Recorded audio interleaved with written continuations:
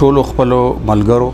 او هم فکر ملګرو او هغه خلک چې ټول په د ټولنه کې یو فعالیت لري هغه ته ډیر زیات په ادب او په احترام سره یو عرض کوم چې خپل کور فاونډیشن چې څنګه د دې د نوم د شانتي اظهار کوي چې هغه د دې ټولنې هغه ماشومان چې کم د یتیم په نوم بلل شي هغه ته د خپل کور په شکل کې هغه د خپلوي او احساس ورکړی دی د هغې د تعلیم د هغې د اخلاقي تربیت د هغې د خوراک څښاک او په ټولنه کې د یو فعال فرد په حیثیت باندې د هغې په خپلو خپو درولو دپاره یو ډیر زیات فعال کردار ادا کوي نو زه هیله لرم چې زما هغه ټول ملګري هم فکر ملګري او هغه خلک چې هغه په دې ټولنه کې